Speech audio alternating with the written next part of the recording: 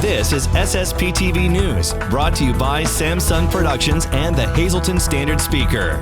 A doctor tells us what symptoms to look for and other important information during Colorectal Cancer Awareness Month next. Hey there everyone, happy new week and thanks for being with us. I'm Ken Carr with your local information. A West Hazleton business owner is the first Democrat to announce a campaign for the May primary election for state representative in the 116th district. Yesenia Rodriguez owns Kiki's Bakery and will seek to fill a full term in the new 116th district. Former state representative Tara Toohill's term runs until November 30th, and a special election is being held on April 5th to see who will replace Toohill, who's now a judge in Luzerne County. The winner of that special election will serve until the end of November. Learn about that special election and the redistricting that reshaped the 116th district and others in our area on a special edition of Your Vote 2022. This special will run on SSPTV from Monday, March 28th until Tuesday, April 5th. The Your Vote 2022 special is hosted by Sam Lassant Sr. and features State Senator Dave Argel, State Representative Jerry Knowles, SSPTV's Lisa Sugart, the Standard Speaker's Kent Jackson, and political analysts Rick Morelli and Charles McAwee. Now here's Lisa Sugart with today's news feature. The month of March is Colorectal Cancer Awareness Month, and today I'm pleased to welcome Dr. Joshua Nachemson, who is a general and colorectal surgeon with the Lehigh Valley Physician Group Surgery Office at the Health and Wellness Center in Hazel Township. Thank you, Dr. Nachemson, for joining us today. Thank you very much for having me. Now, what exactly is colorectal cancer and who is at risk for it? Well, colorectal cancer includes a variety of tumors or cancers that involve the lower or last part of the gastrointestinal tract, which we call the colon, or interchangeably with the large intestine, and then the very last part, which is called the rectum. So diseases or cancers of the colon we call colon cancer, and tumors of the rectum we call rectal cancer, and they're treated slightly differently, so that's why we make a distinction about that. What would be the symptoms of having something like this? Well, the majority of people who get diagnosed with colon or rectal cancer actually don't have any symptoms. And the reason for that is we now have implemented fairly widespread screening programs to help detect these diseases long before they become symptomatic. But to the extent they cause symptoms, usually the symptoms are fairly vague and nonspecific.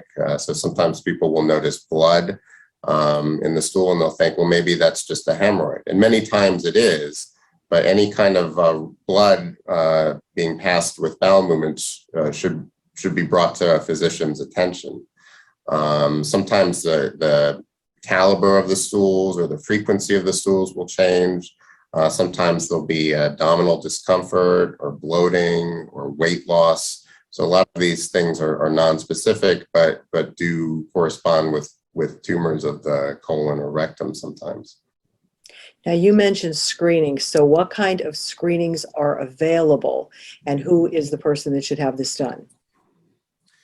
Well, for the average person who happens to have no symptoms related to the gastrointestinal tract, it used to be recommended to undergo screening beginning at age 50. Somewhat concerningly, over the last 10 to 20 years, we've actually been seeing a small but not insignificant rise in colon cancer in younger individuals, those younger than 50. So that's led to the recommendation that the screening age be lowered to age 45. So for the average risk person, meaning someone with no symptoms, with no family history of cancer of the colon or rectum, we would recommend starting screening for this disease at age 45. And the different modalities out there include things like the gold standard now, which for a long time has been a colonoscopy, where we use a camera to look at the rectum and the colon. There are newer options now that include stool-based testing. We can check for abnormal DNA that's sloughed off from cells of the GI tract in stool samples or blood. And so there's a variety of different screening approaches for people, and it's important to have a discussion with their physician with respect to which is the best approach for any individual person. Have you seen the testing for this drop off because of COVID?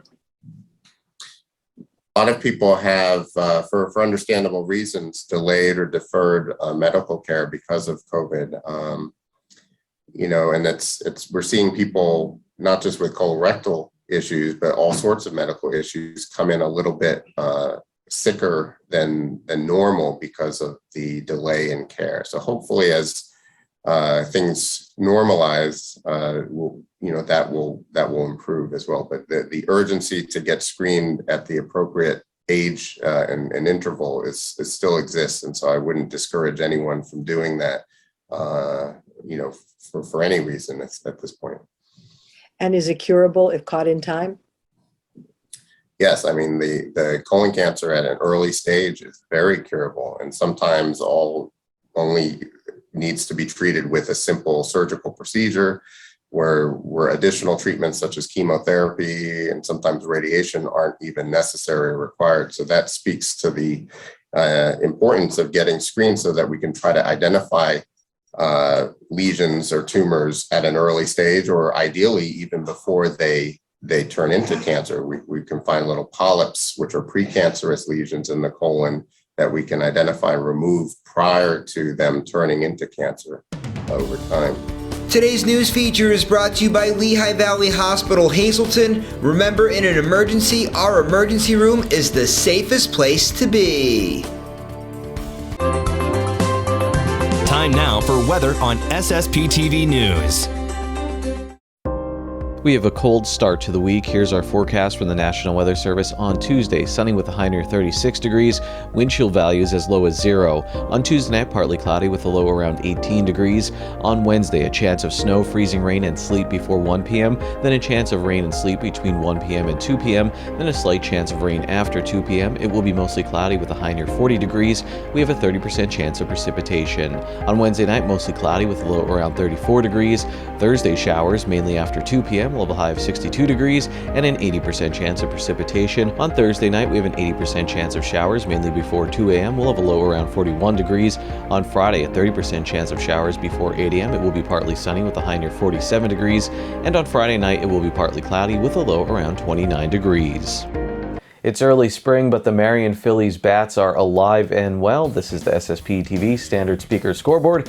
Marion beat Columbia Montour Votech in softball 21-18. The Phillies trailed 10-0 in this game. Jackie Guth and Elise Hasey both drove in 3 runs for Marion. In boys volleyball, Hazleton area beat Western Wayne with Connor Wolf contributing 8 service points and 13 assists. We have our community and sports features after this break.